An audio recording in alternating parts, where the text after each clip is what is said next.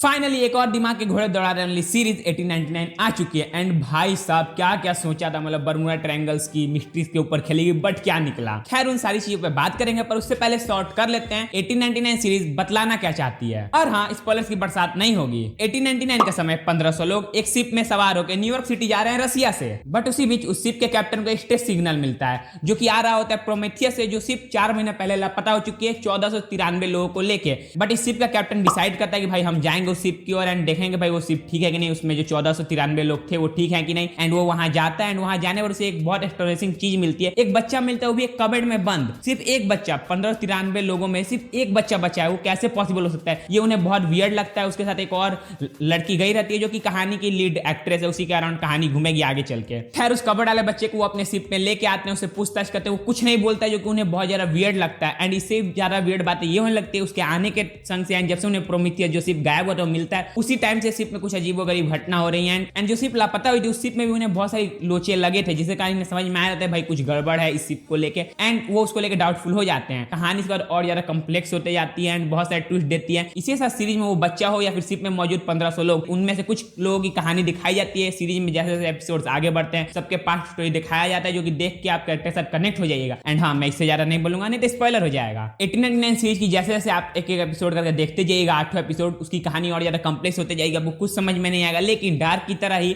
इसकी भी कहानी लास्ट के 2 एपिसोड में खेलती है। मतलब जैसे कि डार्क अगर आपने पहला सीजन देखा है 6 एपिसोड तक कुछ भी समझ में नहीं आता भाई क्या चल रहा है, टाइम ट्रेवल के ऊपर है, क्या है क्या नहीं, कुछ समझ में नहीं आता, आपका दिमाग का ब्रेन स्टॉक हुआ रहता है। लेकिन जैसे 6 के बाद कहानी आगे बढ़ती है, आपको सारी चीज क्लियर होने लगती है, वो टाइम ट्रेवल है। उसी की तरह इस सीरीज में भी एपिसोड 6 के बाद 7 और 8 ये पूरे कहानी का पे ऑफ देते हैं, जो हमें दिखाया जा रहा है उसका क्लाइमेक्स देते हैं। क्लाइमेक्स भाई दिमाग फाड़ था, मतलब आपका मुंह फटा फटा रह जाएगा। इस तरीका के सर्कमस्टांसेस पे लाके कहानी छोड़ती है अपने आप को, भाई आप सोचते रह जाओगे, कुछ सोच भी नहीं पाओगे। ऐसे मोड़ पे ऐसे पॉइंट पे खत्म किया कि भाई कुछ सोचने का मौका ही नहीं है। लेकिन हमने कुछ सोचा, अगर आप चाहोगे, अगर देख लियो तो कमेंट कर देना, हम इंडियन एक्सप्लेन वीडियो ला देंगे। खैर 1899 के कास्ट के एक्टिंग के बारे में बात करें तो भाई साहब क्या गजब की इन्होंने एक्टिंग की। मतलब लोनली वाला सीन, उनका ट्रॉमा, उनका पेन, वो सब उनके एक्सप्रेशन पे झलकता है, जो कि आप भी फील कर पाओगे। जिस तरह से वो बोलते हैं, जिस तरह से वो ट्रॉमाटाइज होकर रखे हैं, वो सारी चीजें आपको स्क्रीन पे देखने को मिलती है। वो सारी चीजें आप महसूस कर सकते हैं। सीरीज का जो बीजीएम है भाई, वो दिल के धड़कने बढ़ा घटा देने वाला है। मतलब एक ऐसा सीन है दैट एपिसोड 3, 4 या 5 में एक ऐसा सीन आता है जहां सीरीज हॉरर नहीं है, लेकिन आपको ऐसा जंप स्केयर देती है, मतलब बहुत सेकंड भर में होता है, आपको समझ में नहीं आता है, आपका दिल का धड़कन बहुत तेज बढ़ जाता है। इसका जो बैकग्राउंड इस तरह से डिजाइन किया हुआ है कि आपका दिल का धड़कन बढ़ाते घटाते रहता है। सीरीज इस तरीका से चलती है। सीरीज की पॉजिटिव की बात करें तो ये भाई